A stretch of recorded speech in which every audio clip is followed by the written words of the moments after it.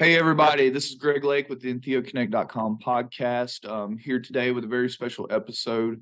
We're going to be talking to the three leaders of the Leaf and Devine Church based out of Denver, Colorado. I've seen this church. Well, I've been very familiar with the leaders of this church for quite some time, and I'm part of all their social media. And I want to come here today to honor their community building. I've seen how quickly they are turning over members, and see pictures of all the great events that they throw beyond just sacred ceremonies. And so since I started, I realized that the community part of these churches is a really big part of helping people move past any spiritual malady or anything they might be facing. The human community connection is definitely a huge component of getting people to where they need to be. And I see that these three individuals here with Leaf and Divine have done an amazing job at that. So just want to come talk about it today and see if they might have any pointers for everyone else who's trying to build a good, loving community. So at this time, I guess I will pass it to. It doesn't matter. I just wanted to start out just kind of talking about the formation of the church and how that's gone, and then just kind of leading up into y'all's community building efforts and stuff like that. So whoever feels called to weigh in, by all means. Beautiful. Well, I'd just like to speak on how our church was formed and the dream that it was born from. So, the first time I ever sat in the medicine, as many of us do, feel a call to share this medicine. I definitely felt a call, um, but I knew that I had my own work to do. So I sat in the medicine for a good 4 years. And when I felt it was time, I went back into the medicine and consulted Mama Aya. And I'm 62 now. I was in my late 50s at the time. And I thought, I'm too old to be starting something new, putting all my eggs, all my resources into it if it's not anointed, if it's not blessed. And Mhm. so I felt the need to go back into the medicine and consult Mama Aya and make sure that she was going to partner with me in this endeavor. And so I got many signs in the medicine that yes, she was in fact not only partnering with me, but partnering with this church. And she's been faithful throughout this whole experience with me. She's never wavered in her support and her protection. And so I just started off just talking to the community, reaching out to the psychedelic club, talking to anybody in the community that wanted to hear about starting an ayahuasca church. And slowly but surely, we built up it took us about 6 months to prepare to get all of the resources, all of the supplies that we needed to secure a space. I spent the first year bringing in shamans, visiting shamans that would come serve the medicine for us. And quite frankly, I just felt that after that first year, it was time for us to serve our own medicine and to run our own show, if you will. Not that it's a show, but to lead our own ceremonies, because Mama Aya gave me a real clear vision as to what this community should look like and what our services should look like and how they should run and that sort of thing. And so I just stepped out in faith, and Ash came on around that time and partnered with me and Kathy. So yeah, so it's just been a beautiful community building experience. And I will say, we are a church family first. Before an ayahuasca church, we are a church family first. We are a community. And we have spent the last 2 years just really building that community, protecting it, keeping it safe, safeguarding it. I'm Mama Bear for a reason. I don't put up with anything. I don't allow any tomfuckery. This has to be a safe space. It has to be a safe space first, above and beyond anything else. And I knew that in making sure that our ceremonies are safe. And so I think I'm one of the very first churches that started taking UAs in the intake process right before ceremony, just to make sure that you know people don't forget that they've done a few lines of cocaine before they come and want to sit in ceremony. The church that I studied under for the first 4 years, I saw a lot of things happen, and not at, not I'm not saying that it was their fault, but they were learning and growing as well, and so I had a real fertile ground for learning and taking notes. Yeah, and I just want to take the time to honor the divine feminine really a lot in the church and community building. I have noticed that I think at a higher rate, women are called to open these types of organizations, and I do believe that they are at least a bit better at the community building aspects, right? And it's probably that motherly kind of instinct that comes in, but I've definitely noticed that. Thank you. Thank you very much. Yeah. So I'd just like to honor my team, Ash and Ruiz and Kathy Crook, and have them speak in on the areas in which they contribute to our community building, and then I'll speak to the ways in which I'm responsible for community building within our church. Yeah, that's fine. Yeah, Ash, Kathy, y'all want to go ahead and talk? Feel free. We'd love to hear from you. Sure. Kathy? Oh, okay. Well, thank you, Ash. You're welcome. Yeah. So for me, I've been pretty much here from the very beginning when Jerry started this. So I was on a different path at that time, trying to recover from an extremely hard addiction. But I can tell you that through this church and stuff, that's what got me on the path of that recovery and this community building. With Leaf and Devine, I'm on the board, but my basic thing. I'm the volunteer coordinator. I coordinate all the volunteers for all of our ceremonies. I train them. I build community through that training to make sure that we're all on the same page about how these ceremonies run, and that people understand that this is a sacred space, but we are a community. I'm probably the first face that people see in person because I'm on site setting up. And that is a beautiful thing in itself, to meet them face to face once you've sat with them in prep meetings. I'm also on the social committee. So we plan, 2 to 3 events per month, whether it's movies, bowling, whether we have dinner after the cacao hape ceremonies. I'm also on the advisory council, which advises the board. We have a group of people that take things to the board, like fundraisers, community outreach, just whatever. And then if the board approves that, then we go on with it. But without this community is such a beautiful, tight-knit community. You just got to pick up a phone and say, hey, this is what I need. And 20 people are all over it. So just to have that, and I love what Jerry said. It's not just about sitting on the mat. This is a community, and I think we started out with 10 people, and we're way up into the 600 people range now. So to have that kind of beautiful community, that it's not just about a ceremony. It's about what happens after that ceremony. So I'm extremely honored and blessed to even be a part of a small part of just putting things together where we can build community. I'm excited for the spring and summer coming. We do camping trips. We do outdoors at the lake. We're doing this new thing with everybody that has dogs. We're going to take our dogs out and meet in the park, right? What a cool thing to do. So one of our community members suggested that, and I thought, what a great idea. So that's what I love about this. Everybody has their input, and we just listen. And if it's something that we're like, hey, we can get behind this, we jump on board. So I'm absolutely honored just to be a part of putting all this together. Kathy, would you mind speaking to the PIR portion as well? Okay. Yeah. I also, being a recovering addict, I also run a psychedelics and recovery meeting that's open to our community, but not just our community. It's open to anybody, anywhere. We do that the second Tuesday of every night. That's really important to me.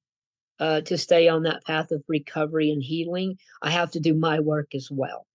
So that's another thing I have out there. And they also have a book club called Feeding Your Demons, which the book Feeding Your Demons changed my perspective on life completely. And I've been honored to be able to lead that book club and have people contact me privately and say, I can't tell you what this book did for my life. Another community outreach. So whatever I can do, I probably answer the phone. I was answering the phone last night until 1 o'clock in the morning with somebody reaching out and needing help.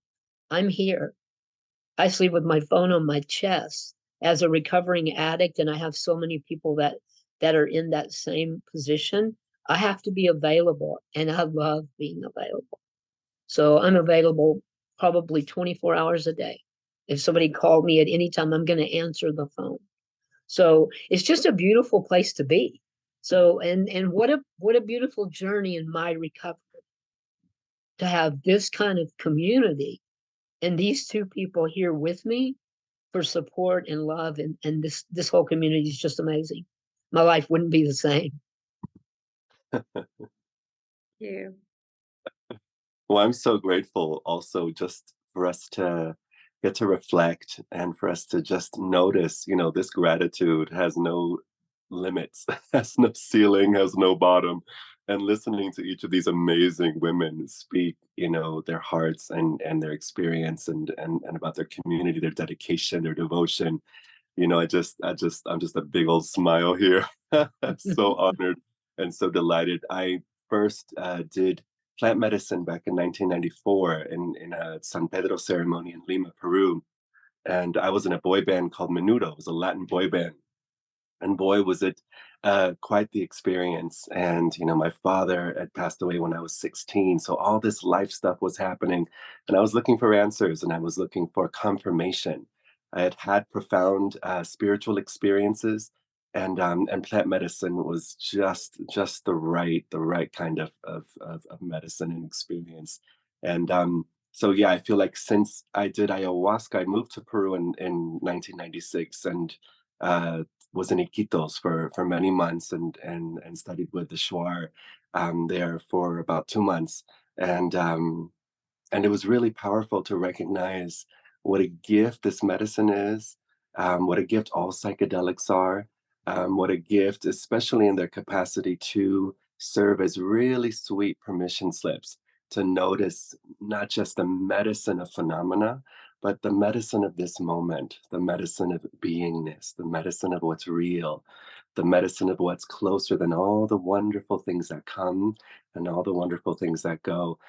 There's a spiritual teacher named Papaji, who has since passed, but I remember hearing him once say, imaginary medicine for an imaginary disease.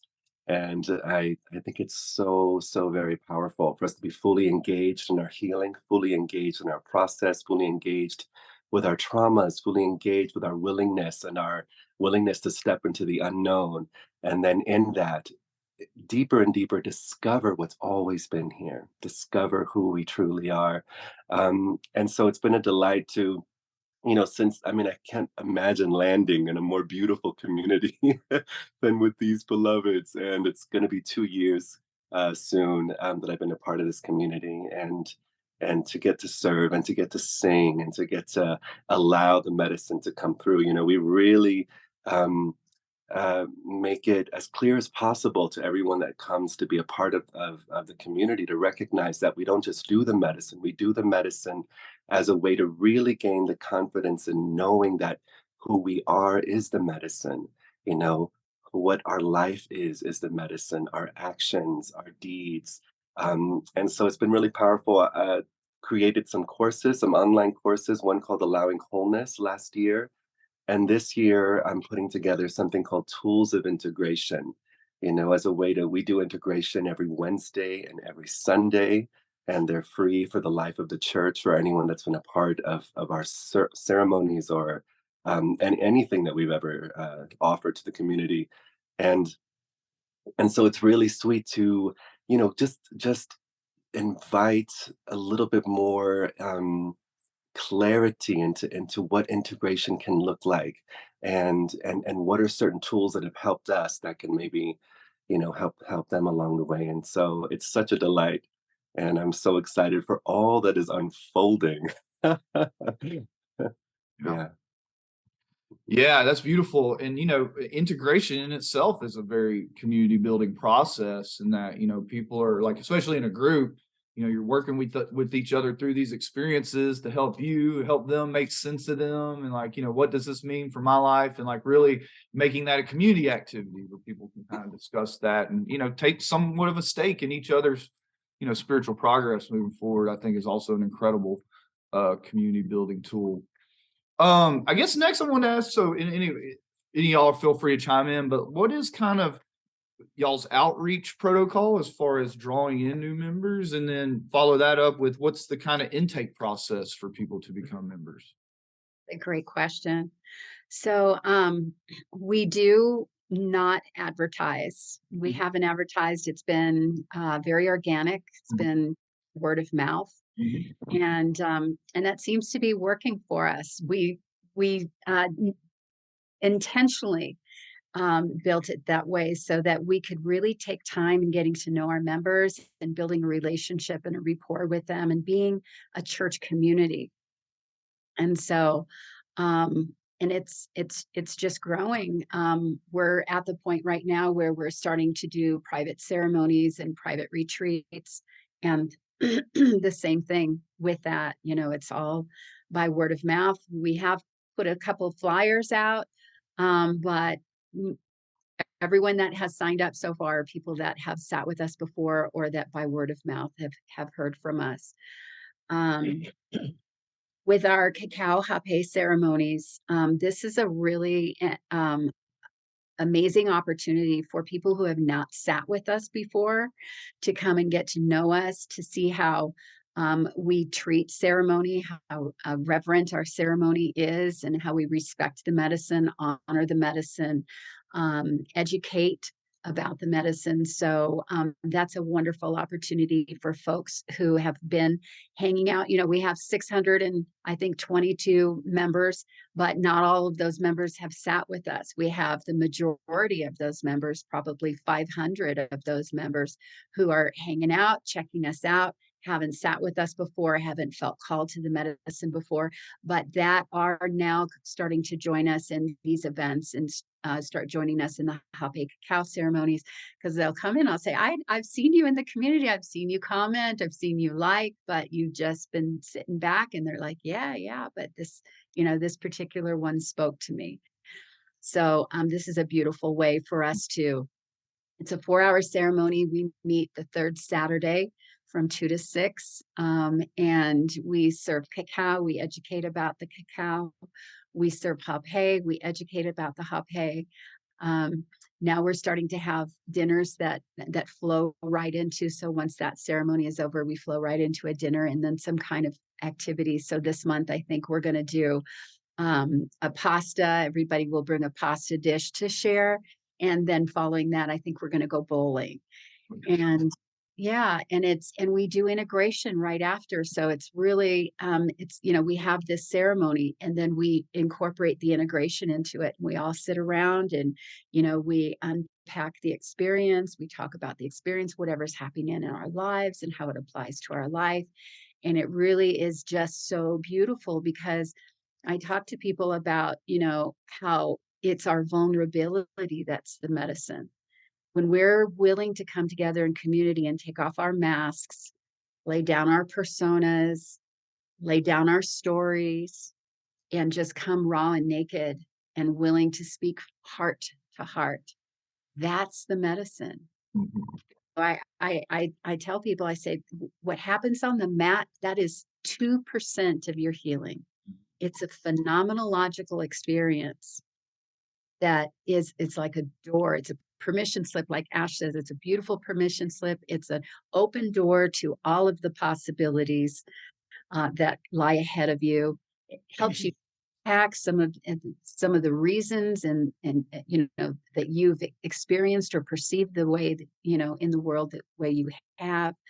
But in moving forward, it's in community, it's in the integration that we're really able to support each other, to witness each other, to witness each other's healing, and to really solidify this experience into our daily, so that when we go back and the world smacks us back in the face, and we try to get back into our routines and our habits, we can stop and we can think and we can be mindful in learning how to take what we've learned on the mat and really incorporate it, so that it is, truly a life transformative experience. And we're not experience chasers. If we just leave it on the mat, we don't do our integration, we become experience chasers. We have that phenomenological experience. Oh yeah, but then I got back home and I forgot everything, and life hit me in the face, and I got back into my old habits and my old routines. And now I need to sign up for another ayahuasca experience a month later or 2 months later, because I'm chasing that experience again. And I'm not saying the people who do sign up a month or 2 months later, some of those people want to just continue that healing. But if you're not integrating it, then you have to ask yourself, am I experience chasing, or am I continuing my healing and, getting more insight and unpacking more. Let's see, what else did I want to say? Just a few other things for community building that we do. We have our Sunday morning PJs and Church Ayahuasca.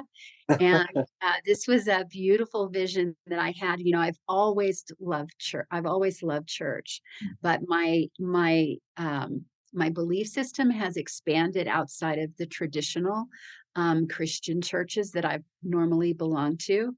But I miss that music. I miss that fellowship.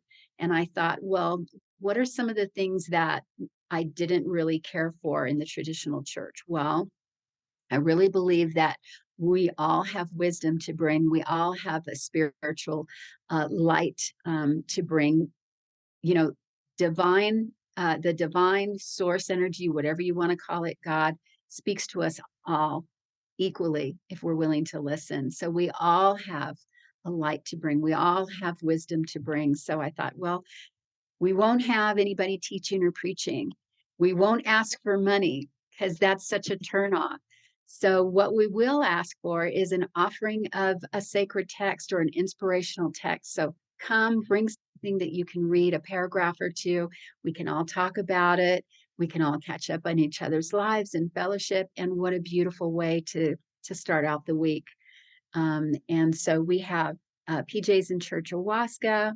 We do have 4 weeks of preparation prior to every ceremony. So every Sunday from 5:30 to 7, we meet. Or no, that's integration. From 4 to 5:30, we meet for preparation. If you're sitting at the end of March, starting the beginning of March, and every Sunday following, we're in an hour and a half of preparation. This is where we provide the Ayahuasca Manifesto. We provide the preparation and integration workbook. We go through the workbook. We follow the questions.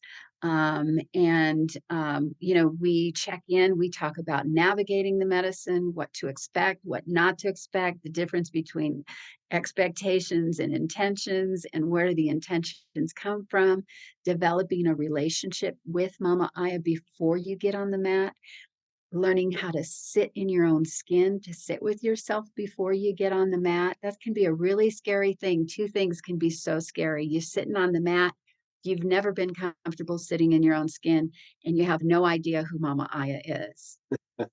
So establishing that rapport with her ahead of time, learning to take moments throughout your day to let your feelings come up, to feel your feelings, to sit in your feelings, to honor them, not to try to fix them necessarily or do anything about them, but to give them a voice, to learn, because it's yourself that you're meeting on the mat. It's your stuff you're dealing with on the mat. Let's see.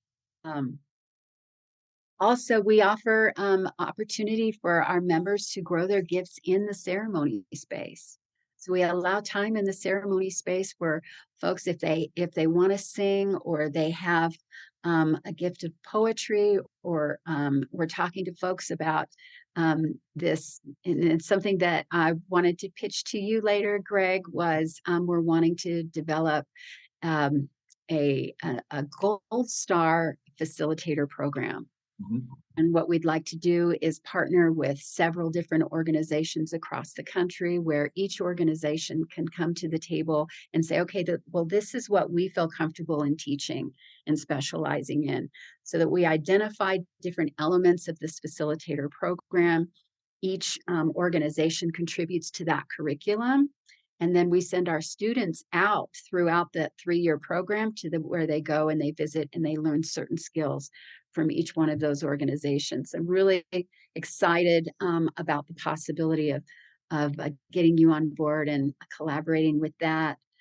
Um, let's see what else. Creating community through various medicine women and men. So we do invite other medicine women and men to come in and guest serve with us. I work with 3 different shamans. A couple of them, Anahuacan in Florida and Hecha in Mexico, and then I have a beautiful shaman that teaches me the Icaros and prays over me once a month in Peru.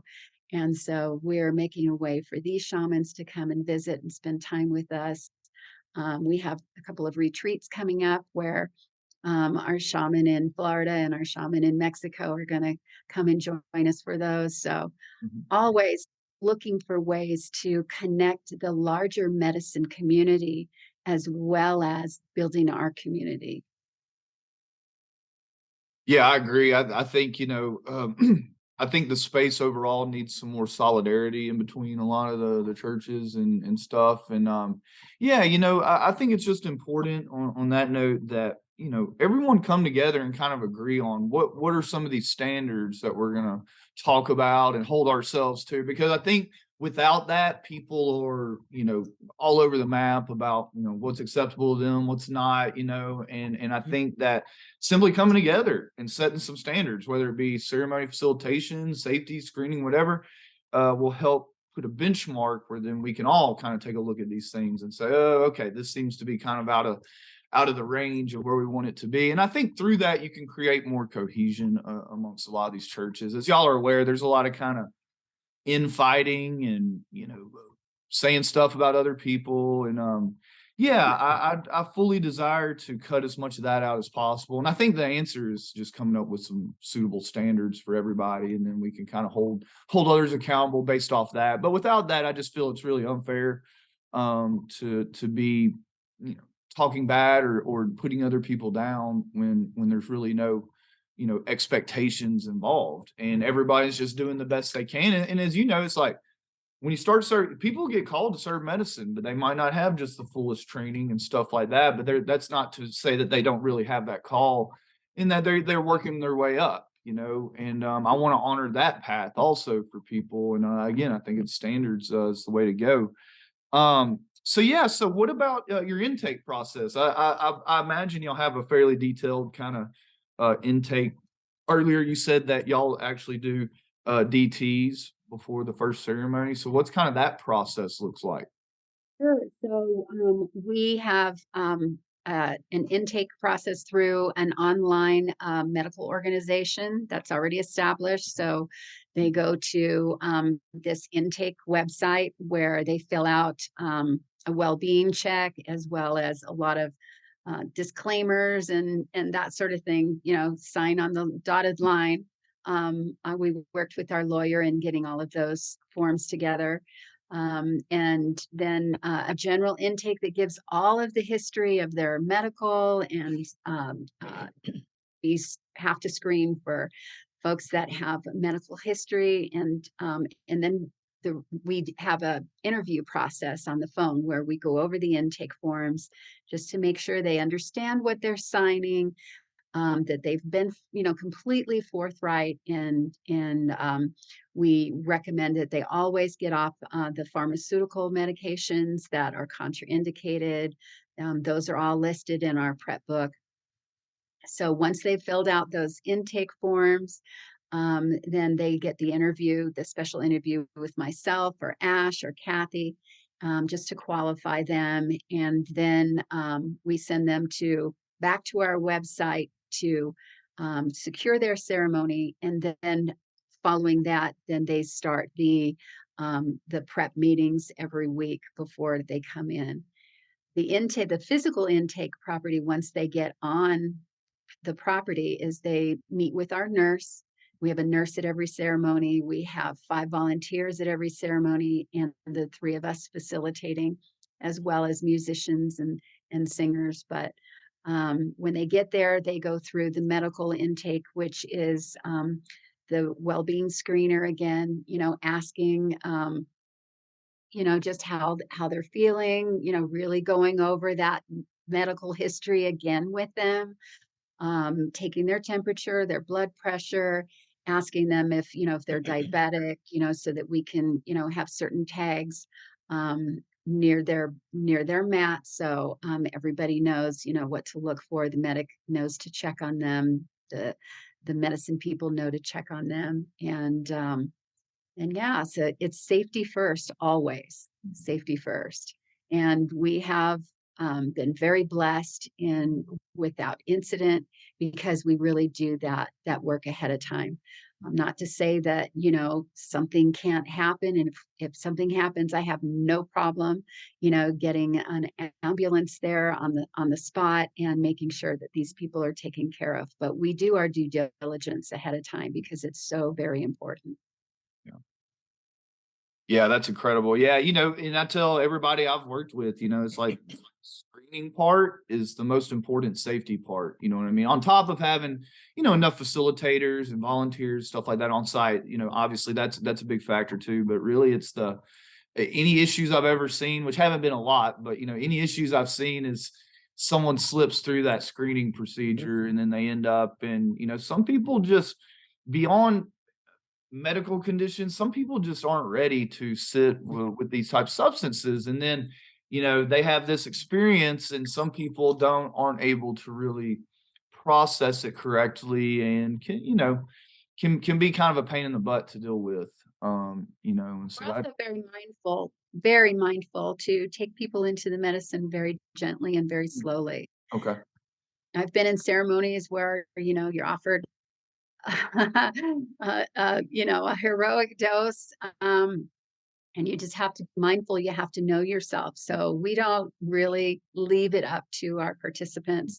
We start them off with a very, very low dose, and then we, gradually help them find that sweet spot. So in the very beginning, we get a heads up, once they've taken that small dose, where they're at and how they're going to handle it. And then we very gently, because we have a whole weekend, they have 3 opportunities to consume the medicine on Friday night.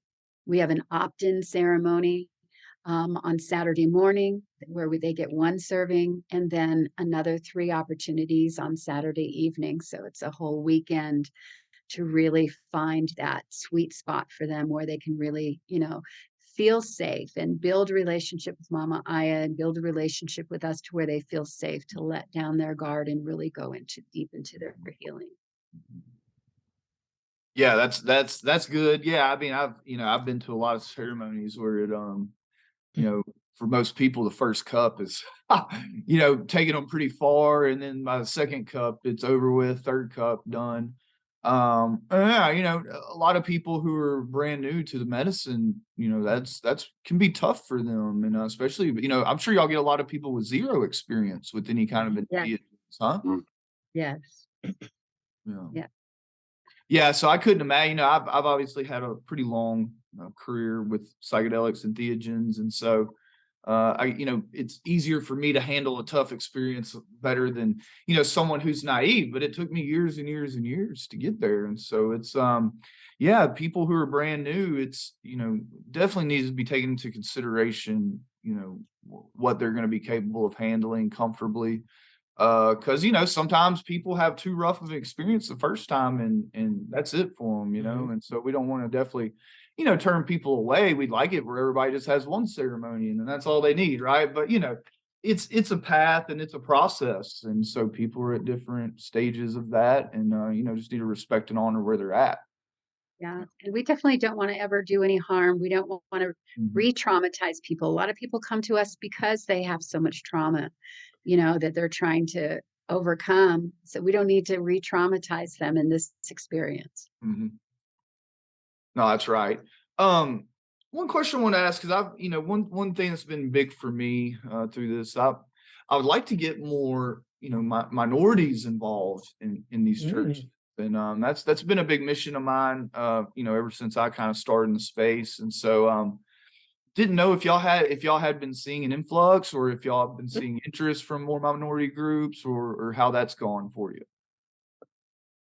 Um, I think, well, we are designing, we're working on designing a special ceremony for LGBTQ Mhm. plus. Okay. Um, we happen to be an LGBTQ plus board. Mhm. And so we have the little rainbow flag on our website just to, message people that, we are LGBTQ friendly. We do. That's one area that we really need to grow in, though. We have a few areas of growth. One is with our volunteer program.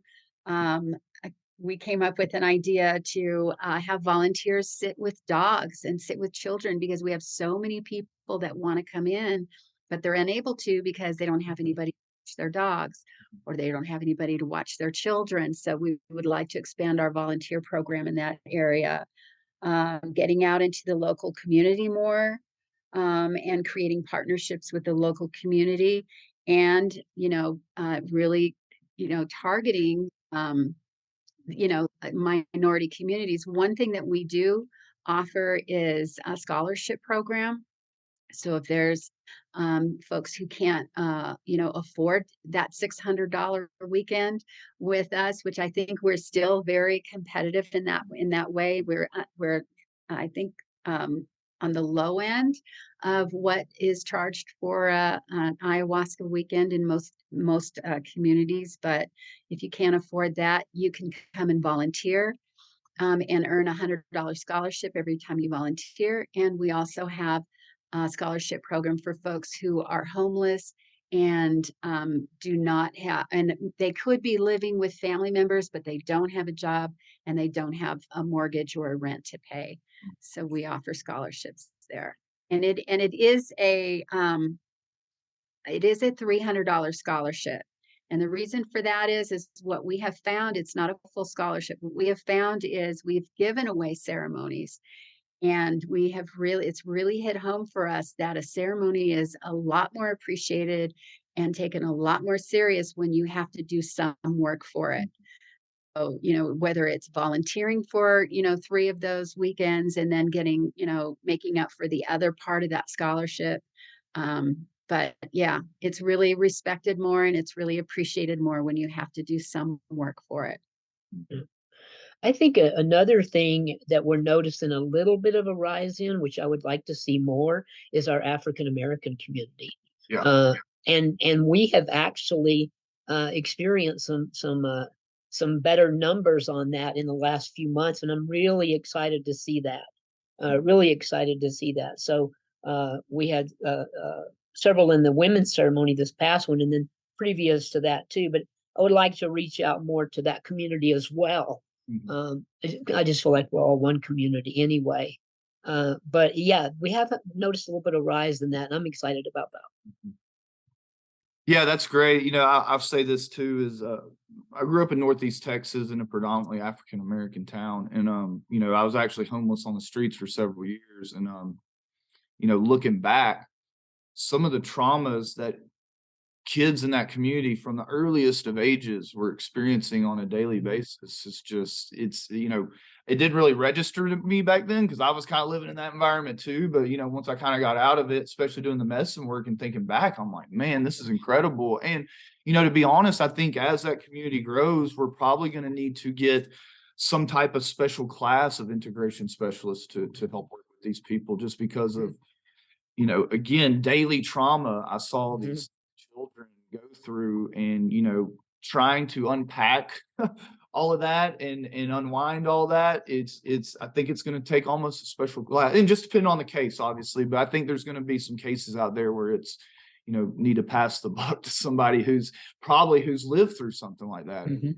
can help them unpack it, because yeah, and a lot of it has to do with the Controlled Substances Act, right? A law that was racist in intent and obviously racist in effect, has completely obliterated generations of a lot of these minority groups. And I mean, my opinion is that one of the most just things we could do to help unwind that is to repeal the Controlled Substances Act, right? Because it continues to imprison people, and and again, it's racist in intent. So how we can still stand by politicians that continue to uphold it, with mandatory minimums and all this stuff. I just think that the cat's out of the bag, and when you start holding people accountable for upholding laws like that. Absolutely. Yeah. And yeah, so y'all got a favorable law in Colorado recently. And so just what do y'all think as far as y'all's church's practice, what y'all do? I mean, does that kind of change anything for you, or? Well, Mm. it does help to know that we can hold ceremony and not have to worry that the door is going to be busted down.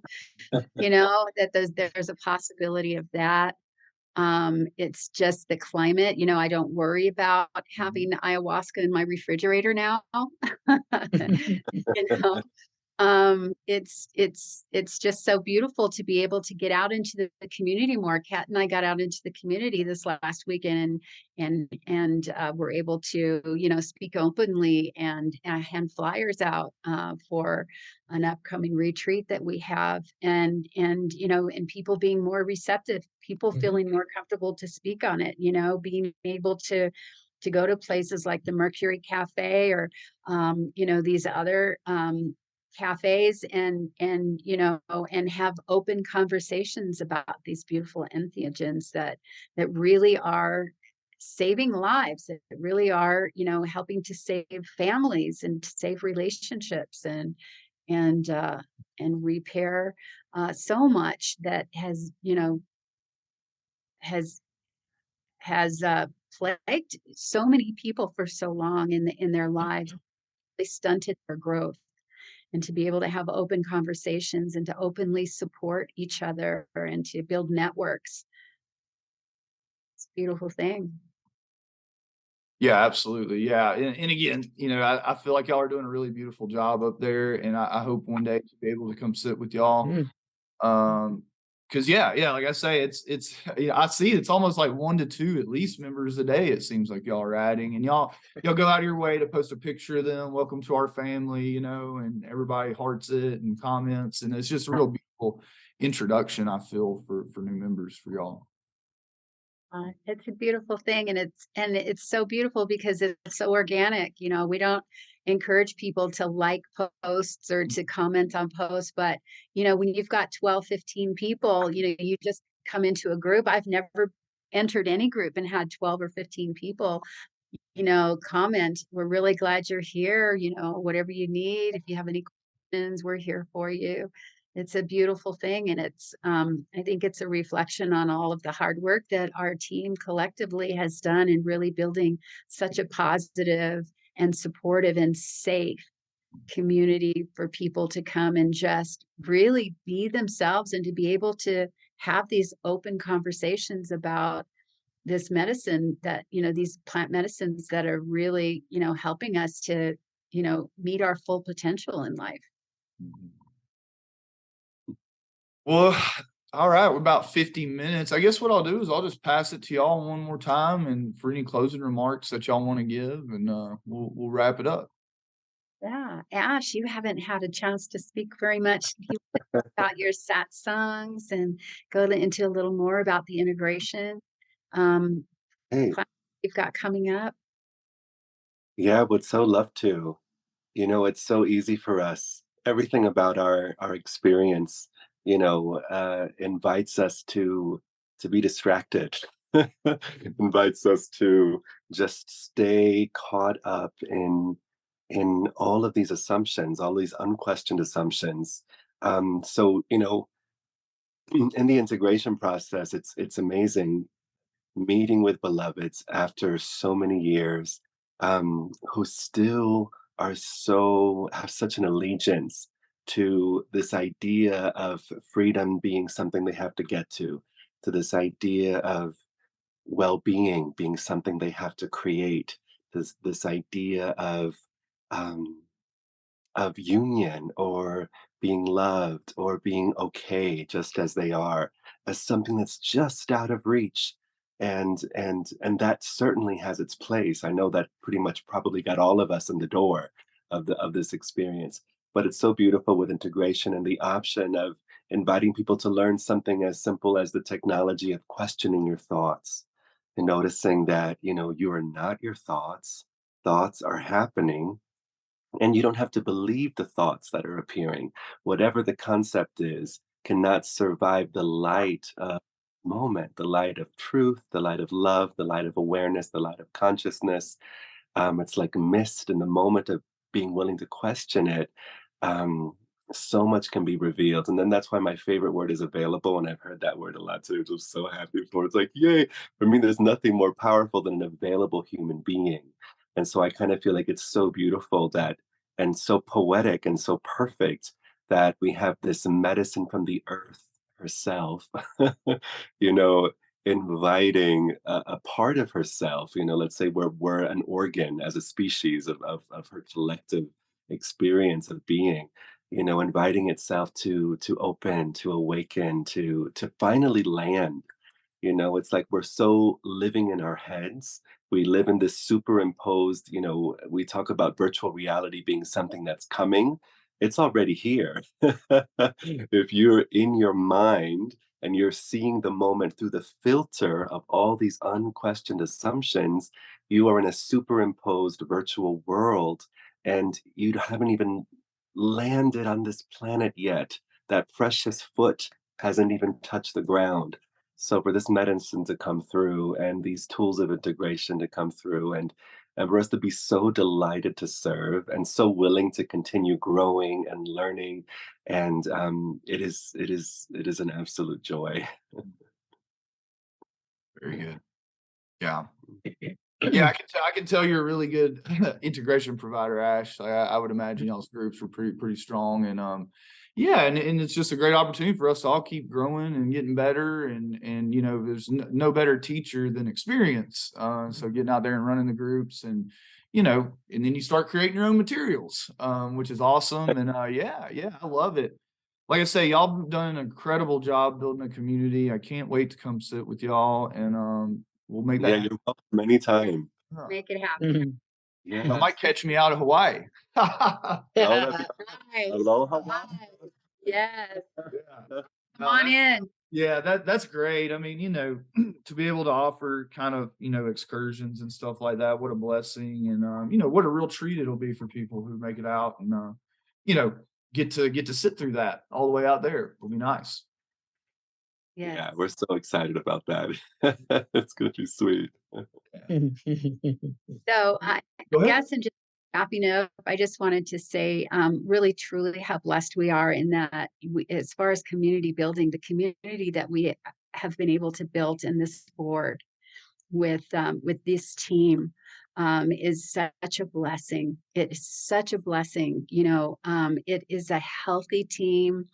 There's an open exchange of ideas between us, an availability between us, a willingness to really just be heard and to have equal input, and to be healthy in our verbal and our exchange and our actions towards one another. And it's not an effort.